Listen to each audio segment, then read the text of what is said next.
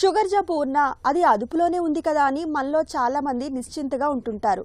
నిజానికి షుగర్ జబ్బు అదుపులో ఉన్నప్పటికీ ఏళ్లు గడుస్తున్న కొద్దీ అది మన ఒంట్లోని కీలకమైన అవయవాల్ని దెబ్బతీస్తూ పోతుంది.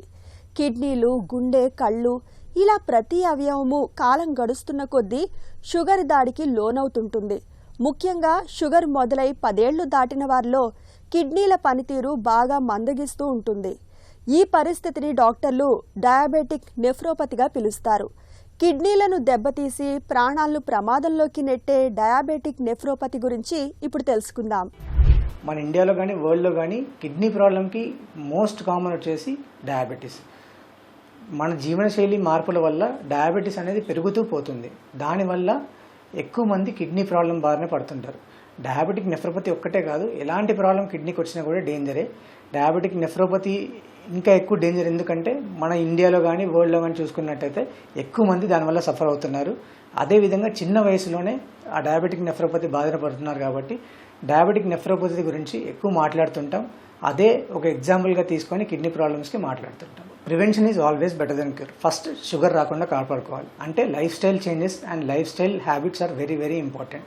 రెగ్యులర్గా ఎక్సర్సైజ్ చేయడం, సాల్ట్ తక్కువ ఫుడ్స్ తీసుకోవడం, రెడ్ మీట్ అంటే మటన్ కానీ, బీఫ్ కానీ, పోర్క్ కానీ ఇలాంటివి వీలైనంతగా తగ్గించుకోవడం, processed foods and junk foods తగ్గించుకోవడం లాంటివి చేస్తూ ఉండాలి. అదేవిధంగా వాటర్ ఇంటేక్ మినిమం ఒక 2.5 to 3 liters ఉండాలి డైలీ. దురదృష్టవశాత్తు షుగర్ వస్తే కనుక ఫస్ట్ షుగర్ కంట్రోల్ చాలా చాలా ఇంపార్టెంట్.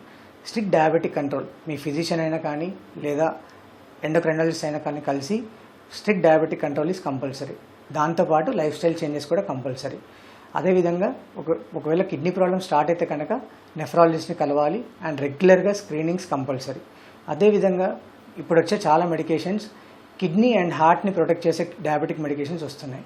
ఎంపాగ్లిఫ్లోజిన్ అని, డపాగ్లిఫ్లోజిన్ అని, సిమాగ్లూటైడ్ అని, many drugs have both kidney and heart protection in patients with diabetes. So అలాంటి ఏమైనా డ్రగ్స్ మీకు అవసరమా అనేది మీ ఎండోక్రైనాలజిస్ట్ కానీ, ట్రీటింగ్ ఫిజిషియన్ కానీ, నెఫ్రాలజిస్ట్ని కానీ, కార్డియాలజిస్ట్ కానీ అడిగి తెలుసుకోవాలి.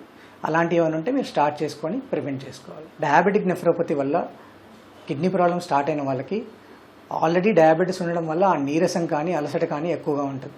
దాని మీద ఇంకా కిడ్నీ ప్రాబ్లం స్టార్ట్ అవుతే ఇంకా నీరసం, అలసట అనేది పెరుగుతుంది. అదేవిధంగా కిడ్నీ ప్రాబ్లం స్టార్ట్ అయిన వాళ్ళకి బ్లడ్ తగ్గిపోవడం లాంటిది చూస్తుంటాం. దానివల్ల కూడా అలసట కానీ, నీరసం కానీ పెరుగుతుంటుంది. ప్లస్ బోన్స్ వీక్ అవ్వడం కూడా చూస్తుంటాం అనమాట. దాన్ని మినరల్ బోన్ డిజార్డర్ అంటాం. అలాంటిది స్టార్ట్ అయితే కనుక బోన్స్ వీక్ అయ్యి ఈజీగా ఫ్రాక్చర్స్ అవ్వడం లాంటివి చూస్తుంటాం. అదే కాకుండా ఒక్కసారి కిడ్నీ ఎఫెక్ట్ అయిందంటే కళ్ళు, గుండె కూడా ఎఫెక్ట్ అయ్యే అవకాశం ఉంటుంది షుగర్ వల్ల. సో అలాంటిది ఏమైనా ఎఫెక్ట్ ఉంటే కనుక కంపల్సరీ అవి రెగ్యులర్గా స్క్రీన్ చేయించుకొని ఐడెంటిఫై చేసుకొని ట్రీట్ చేసుకోవాలి. లేదంటే క్రమేణా కళ్ళు డ్యామేజ్ అవ్వచ్చు, హార్ట్ డ్యామేజ్ అయ్యి హార్ట్ ఫెయిల్యూర్లోకి వెళ్ళొచ్చు, లేదా హార్ట్ అటాక్స్ కూడా రావచ్చు.